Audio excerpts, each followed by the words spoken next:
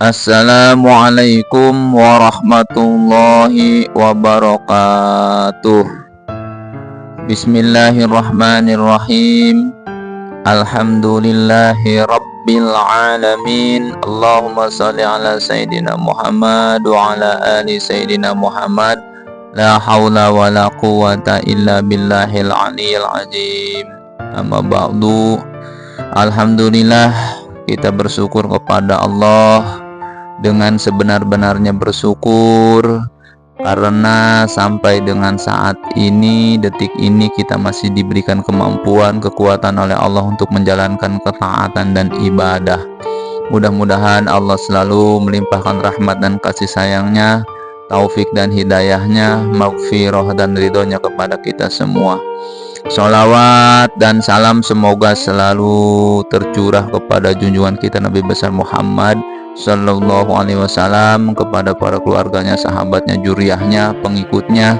Mudah-mudahan kita semua yang hadir di sini dan yang mendengarkan ini adalah pengikutnya yang setia, yang senantiasa selalu menyampaikan sholawat dan salam kepada beliau, dan mudah-mudahan kita mendapatkan syafaatnya di yaumil akhir nanti dan dikumpulkan bersama beliau di surganya Allah. Amin ya Allah ya Rabbal Alamin. Alhamdulillah, Al-Fakir kembali lagi ingin menyampaikan ringkasan hikmah yang ke-28. Tetapi sebelumnya Al-Fakir ingin meminta izin, memohon izin kepada semuanya, khusus kepada para tuan guru dan kepada para sahabat semuanya. Baiklah, Al-Fakir akan menyampaikan ringkasan hikmah yang ke-28. Sesuatu yang dititipkan dari gaibnya atau batin, sesuatu yang dititipkan dalam batin, tampaklah sesuatu itu pada penyaksian johir. Maksudnya bagaimana? Maksudnya adalah apabila Allah menitipkan makrifat kepada hati seorang hamba, maka pastilah nampak bekas-bekas makrifat itu di tubuh si hamba itu. Artinya matanya, telinganya, kakinya, dan seluruh anggota badan itu akan tampak bekas makrifat itu. Perilaku setiap orang itu mencerminkan pada hati seorang itu.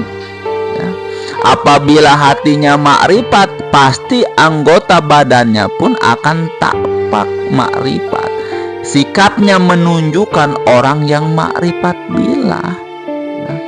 Apabila hatinya jahil, pasti kelakuannya pun akan menunjukkan kejahilannya pada anggota tubuhnya. Maka barang siapa yang mengaku makrifat atau merasa makrifat tetapi tidak tampak tanda-tandanya atau bekas-bekasnya pada anggota badannya, maka berarti dia dusta. Ya. Dusta pengakuannya, perasaannya, itu dusta. Kata Allah, kamu akan kenal kepada orang yang makrifat atau yang jahil atau yang mengaku-ngaku makrifat pada kelakuannya atau perbuatan-perbuatannya, ya, yang dilakukan oleh anggota tubuhnya, badannya, ya. Kamu akan kenal.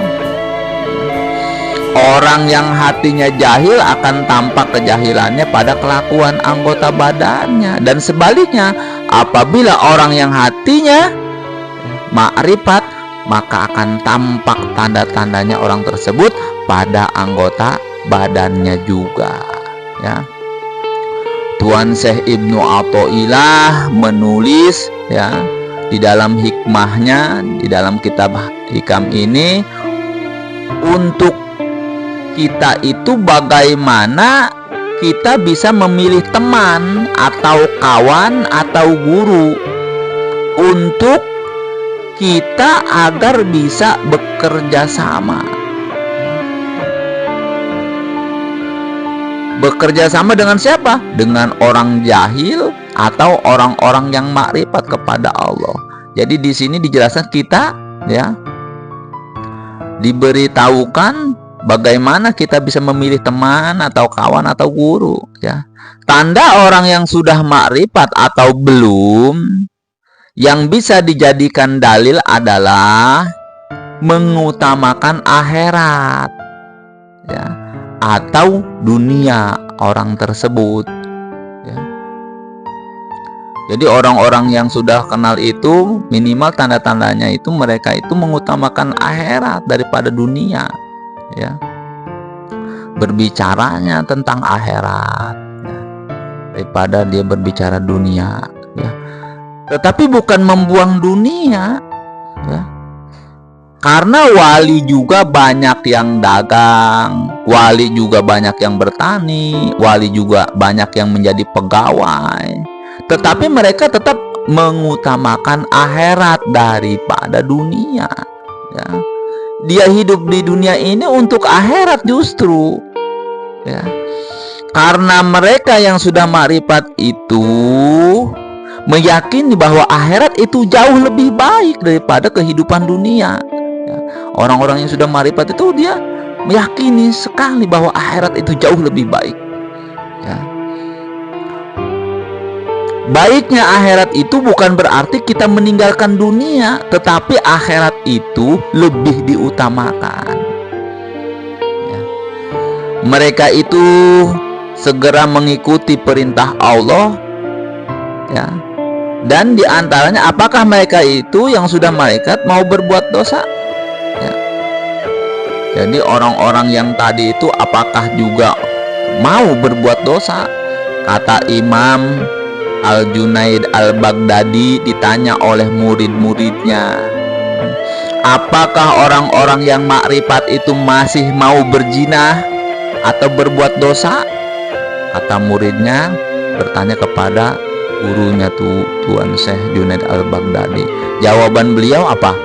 Kalau itu memang takdir Allah, bisa saja terjadi, karena mereka bukan nabi atau rasul yang dimaksum atau dijaga oleh Allah.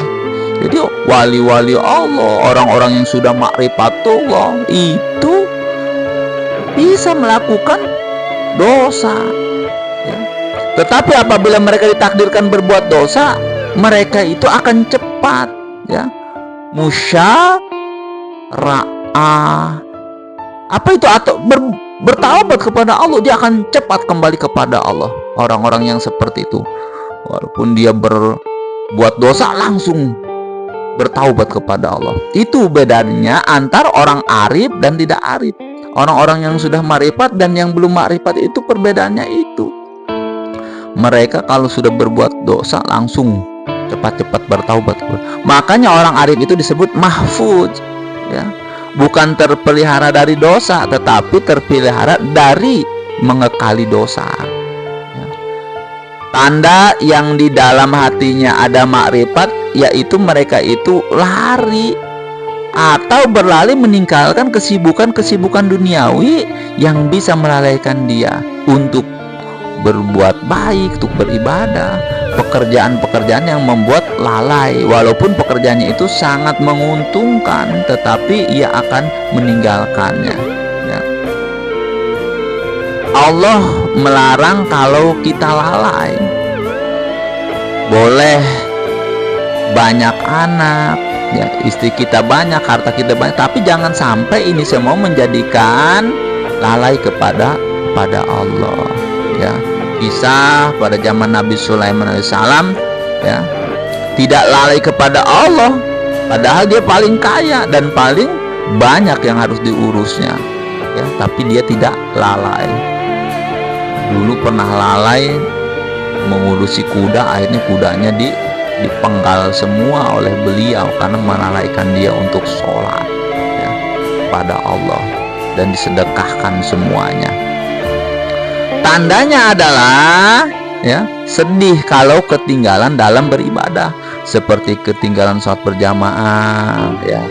Dia sedih, tidak baca Quran, tidak sedekah, dia merasa sedih, ya, dan lain-lain. Seperti ada orang di zaman sahabat ketika dia sholat tetapi lalai, ya, dengan ingat kepada Allah, ya. Dia ingatnya itu kepada kebunnya, sampai lupa rakaat sholat berapa ini dia sholat, lalai di dalam sholat itu, ya. Maka setelah sholat kebunnya itu, ya, dia hibahkan untuk di jalan Allah. Di zaman sahabat, gara-gara lalai doang. Tandanya lagi dia gembira ketika sedang taat kepada Allah, ya. Dia disayang terhadap seluruh makhluk, jadi dia menyayangi seluruh makhluk, ya. Bahkan di dalam ratib Al-Idrus ada doa yang luar biasa, ya.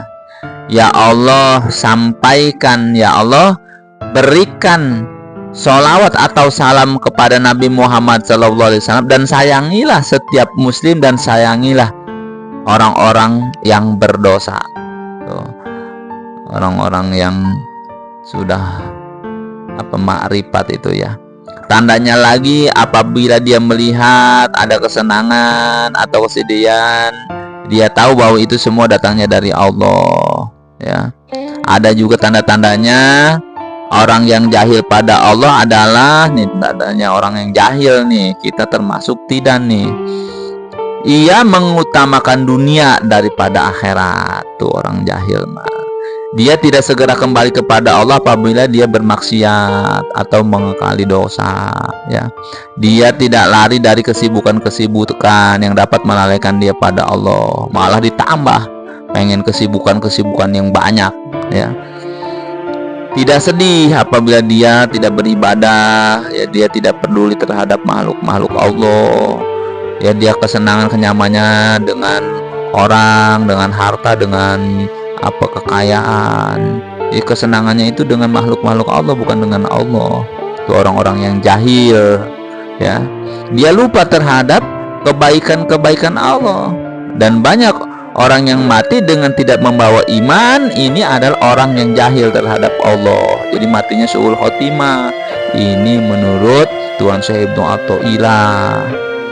Di dalam ringkasan hikmah ini itu tanda-tanda orang yang makrifat, tanda orang yang jahil, ya. Kita tinggal memilih saja. Dan ada orang yang makrifat itu ada 3 golongan, ya.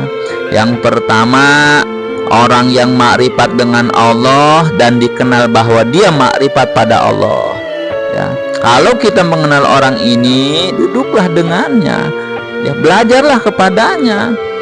Mau dia itu seperti apa kondisinya, casingnya, ya, tubuhnya. Kita belajar nih orang-orang yang sudah makrifat dengan Allah dan kenal bahwa dia makrifat pada Allah. Yang kedua, orang yang dikenal bahwa orang itu tidak makrifat dan sadar dia tidak makrifat, maka bimbinglah dia, ajaklah dia untuk makrifat. Jadi yang golongan yang kedua ini dia belum kenal bahwa orang itu tidak, dia kenal sendiri, saya tidak makrifat, sadar juga saya tidak, maka bimbinglah. Dan yang ketiga, orang yang dikenal tidak makrifat tetapi dia tidak tahu pada dirinya tentang makrifat, tetapi mengaku makrifat, maka jauhi dia. Dia tidak tahu, tidak makrifat, dan dia tidak tahu dirinya itu tentang makrifat, tetapi dia ngaku-ngaku makrifat. Nah, orang-orang yang seperti ini jauhi, ya, karena tadi sudah diberitahukan tanda-tandanya di atas, ya, bahwa orang yang makrifat itu minimal ketika dia berbicara atau dia menyukai akhirat daripada dunia, tetapi bukan meninggalkan dunia. Dia hidup di dunia ini untuk mendapatkan bekal sebanyak-banyaknya di negeri akhirat, karena dia meyakini bahwa negeri akhirat itu jauh lebih baik, jauh lebih lama kehidupan di sana, dan dia yakin bahwa kehidupan akhirat itu membutuhkan bekal yang banyak. Wallahu alam bishawab. Alhamdulillah, ringkasan hikmah yang ke-28 ini telah disampaikan mudah-mudahan bermanfaat bagi kita semua. Al-Fakir mohon izin, mohon ridho, mohon maaf lahir dan batin. Billahi taufiq wal hidayah. Assalamualaikum warahmatullahi wabarakatuh.